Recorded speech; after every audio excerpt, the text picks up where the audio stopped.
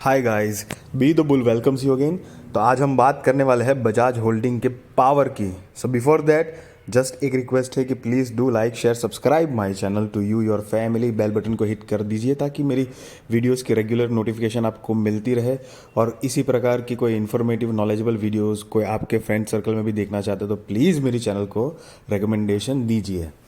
तो बजाज होल्डिंग की जैसे कि हम आज बात करने वाले हैं क्यों द ग्रेट द बेस्ट है।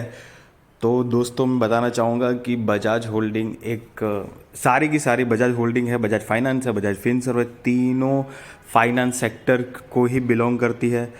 एनबीएफसी कंपनीज है। एनबीएफसी का मतलब होता है नॉन बैंकिंग फाइनेंशियल कंपनी होती है।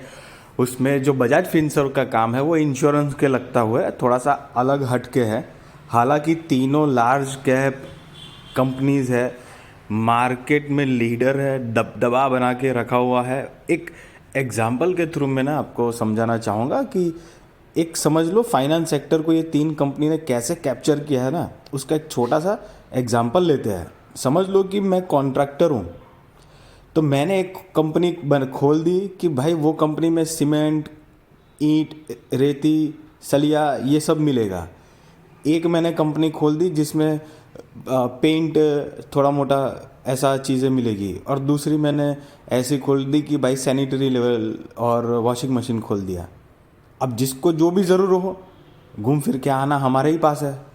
बस जैसे इस तरह से कैप्चर किया जाता है, कहीं कोई किसी को हिलना ही नहीं है, सब हमारा ही है। बहुत ही स्मार्ट वे से बजाज कंपनी ने, बजाज ग्रुप ने फाइनेंस सेक्टर में जो ग्रिप बना के रखी है, अल्टीमेट ऑसम है। तभी ऐसा बोला जाता है all time favourite Bajaj finance, Bajaj Finserv को क्यों बोला जाता है? क्योंकि उन्होंने मार्केट कैप्चर जो अपने बिजनेस के थ्रू जिस तरह से किया हुआ है, इट इज़ कमेंडेबल।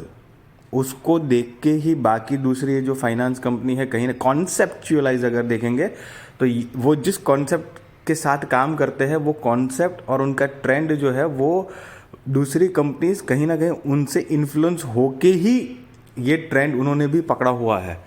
तो अनडाउटेडली बहुत ट्रस्टवर्दी कंपनी मानी जाती है Bajaj finance, Bajaj Finserv and Bajaj holding तीनों। But Bajaj holding is a like powerful एक है, भले ही तीनों में लार्ज का भी है, लेकिन तीनों में उसकी जो मार्केट कैपिटलाइजेशन है, वो मार्केट कैपिटलाइजेशन से अगर हम देखेंगे तो तीनों में बजाज होल्डिंग की मार्केट कैपिटलाइजेशन कम है। तीनों लार्ज कैप है भले, लेकिन ऐसा क्यों है वन बाय वन हम देखेंगे, स्टेप बाय स्टेप। पहले बजाज होल्डिंग की एक जनरल जो पैरामीटर्स है, उसकी बैलेंस शीट, उसका पीएनएल, उसकी capital, face value, this that, तो सारे पैरामीटर हम देख लेते हैं। उसके बाद धीरे धीरे जो एक्चुअली पावर क्यों है उसके बारे में भी हम बात करिए। चलिए तो अब हम उसके बारे में बात कर लेते हैं।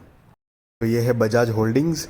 उसकी मार्केट कैपिटलाइजेशन 73,000 करोड़ की है, फेस वैल्यू 10 का है। तो इन फ्यूचर अगर स्प्लिट होता है तो उसका एडवांटेज मिल सकता है। कंपनी की करंट प्राइस 6579 है और 52 वीक हाई 7378 है। कंपनी का सेल देखेंगे तो 423 करोड़ था 2014 में, जो कि अभी बढ़कर 464 करोड़ हुआ है। अब यहाँ पर ना एक चीज़ नोटिस करने लायक है कि कंपनी का जो सेल है मोटा मोटी वो इतना कुछ ड्रास्टिकली चेंज नहीं लग रहा है, लेकिन अब उनकी जो इनकम हम देखेंगे, नेट प्रॉफिट, वो ड्रास्टिक चेंज है। नेट प्रॉफिट देखिए 2029 करोड़ के आसपास की थी, जो कि अभी 4400 करोड़ के आसपास हो चुकी है। इतना ज़्यादा चेंज कैसे आया है? तो पहले अगर हम रो में जाएंगे जहाँ पे अदर इनकम लिखा है, तो अदर इनकम देखना, पिछले इतने सालों से कंपनी का जो अदर इनकम है, मतलब कि उन्होंने भी कहीं पे इन्वेस्ट करके रखा है क्या, उनकी अदर बिजनेस स्ट्रेटजीज है जिसकी वजह से उनको बाहर से दूसरे इनकम आ रही है अपने कोर बिजनेस के अलावा, वो सारी चीज़ें इसी के अंदर इन्वॉल्व होती है। तो वो सारी देखिए 2390 करोड़ से बढ़कर वही खुद 4230 करोड़ पे चेंज हुई है। तो बजाज होल्डिंग्स जो है वो सिर्फ मात्र मतलब सिर्फ अपना खुद का नॉन बैंकिंग फाइनेंस सेक्टर में ही नहीं है। कंपनी की प्रमोटर होल्डिंग अगर देखेंगे तो प्रमोटर होल्डिंग 51% है। एफआईआईज और डीआईआईज जो है वो 12 और 5% के आसपास है। पब्लिक जो है वो 31% के आसपास, 31.5% के आसपास है। सारी बातों में अब उनका जो रिज़र्व है, वो रिज़र्व जो है वो 5 साल पहले करीब 10,000 करोड़ था, जो अभी हो चुका है 15,000 करोड़। कंपनी की रिज़र्व आउटस्टैंडिंग है। ऊपर से अगर कंपनी के बोरोइंग्स की बात करेंगे तो कंपनी के लॉन्ग टर्म और शॉर्ट टर्म बोरोइंग दोनों के दोनों ही ज़ीरो है। मैं आपको बता दूं कि बहुत कम ऐसी फाइनेंस कंपनी होती है फाइनेंस सेक्टर में होते हुए ज़ीरो डेट फ्री कंपनी है ये। डेट फ्री कंपनी तो बजाज फाइनेंस भी नहीं है, इतना अच्छा परफॉर्मेंस देने के बाद भी। लेकिन बजाज होल्डिंग्स, वो भी फाइनेंस सेक्टर ही लगता है उनको, फाइनेंस का ही उसका भी काम है, लेकिन तब भी ये कंपनी डेट फ्री कंपनी और पिछले 5 सालों से डेट फ्री ही है। तो this is how the things work different companies to companies. उन्होंने जिस तरह से, जो मैं बोल रहा था कि कंपनीज को मैनेज किया हुआ है, मार्केट को जिस तरह से कैप्चर किया हुआ है, तो ये बात का उसका प्रूफ है। कंपनी का अगर कैश देखेंगे तो 81,000 करोड़, 81 करोड़ से अभी हुआ है 28 करोड़ रुपीज़। और कंपनी की टोटल असेट जो है वो 10,000 से बढ़कर हुआ है 16,000 करोड़ का। देखिए यहाँ पे कैश जो अगर कम हुआ है तो उसके ऊपर इतनी टेंशन वाली बात नहीं है। अगर अब हम बजाज फिनसर्व की बात करेंगे तो 1654 का उसका करंट प्राइस है। 2008 में आया था ये शेयर मार्केट में। सारे पैरा में अब जो है ना, मेन ध्यान से देखना ये क्यों बजाज होल्डिंग इतनी पावरफुल है, अब पता चलेगा जब हम कंपनी के प्रमोटर्स की होल्डिंग देखेंगे बजाज फिनसर्व में, तब खास तौर पे पिक्चर रिवील होगी। बजाज फिनसर्व जो है वो इंश्योरेंस लेवल की कंपनी है। कंपनी का मार्केट कैपिटल जो है वो 2.5 लाख करोड़ से भी ज़्यादा है। कंपनी का फेस वैल्यू 1 का है। हालांकि कंपनी ने अभी रिसेंटली फेस वैल्यू जो 10 का 1 किया है, तभी ये हमको 1654 का भाव दिख रहा है। नहीं तो कंपनी 17,000 18,000 से 10:1 का स्प्लिट करके यहाँ पर आई है। कंपनी की प्रमोटर होल्डिंग्स देखेंगे तो 60.75% है। एफआईआईज और डीआईआईज करीब 7.5% के आसपास है। पब्लिक जो है वो 24.60% है।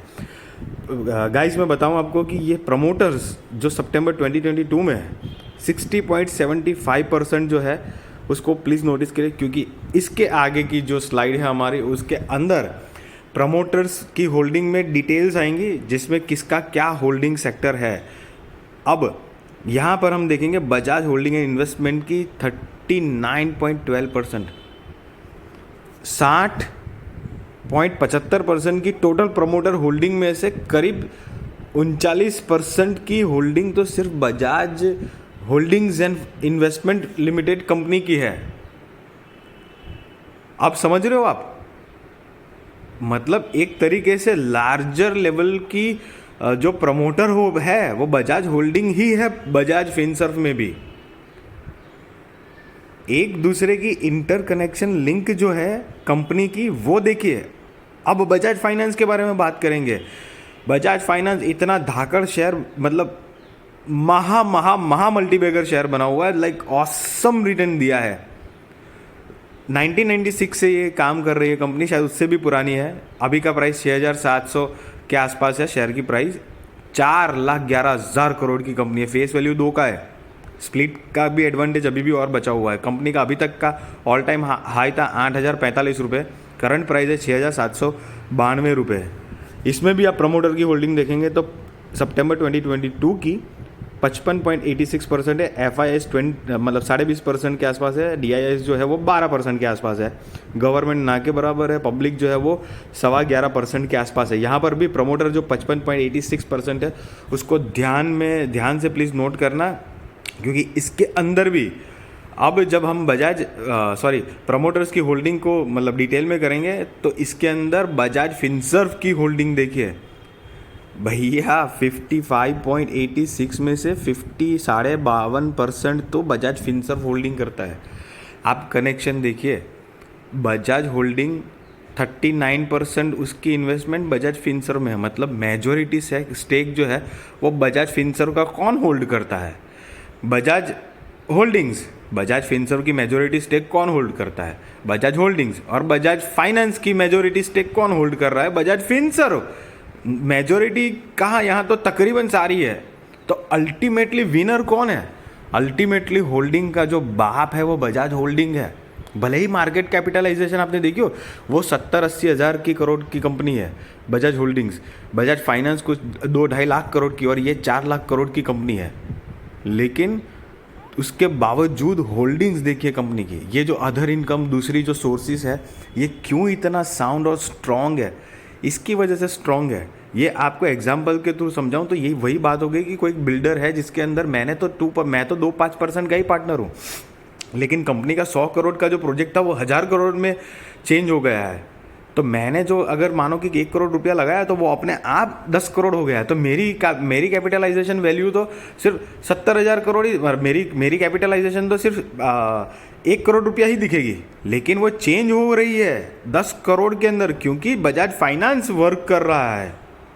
तो अगर बजाज फाइनेंस बिजनेस करेगी तो ऑटोमेटिकली बजाज फिनसर्व को उसका फ़ायदा है ही, और बजाज फिनसर्व काम करेगी तो बजाज होल्डिंग्स को अल्टीमेटली फ़ायदा है। तो और बजाज फिनसर्व ऑसम ग्रिप है in a finance market, NBFC market leader है दोनों, उसमें कोई दो राय नहीं है कि मतलब मैं उनको कोई इंट्रोडक्शन की ज़रूरत ही नहीं है। मार्केट में हर कोई जानता है, बच्चा बच्चा जानता है कि बजाज ग्रुप और बजाज के ये 3 शेयर बाप है बाप।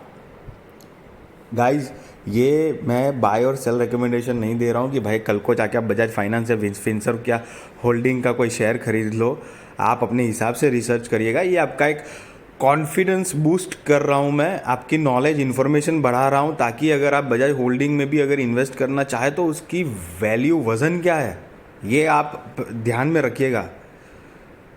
अगर मेरी वीडियो अच्छी लगी हो तो प्लीज़ आप लाइक शेयर सब्सक्राइब करिए। अपना जो इन्वेस्टमेंट है वो प्लीज़ अपने रिस्क पे ही करिए, अपने फाइनेंशियल एडवाइज़र को पूछ के करिए, ना कि किसी और की। ये एक इन्फॉर्मेटिव वीडियोस था। मेरी वीडियो आई होप आपको पसंद आई होगी।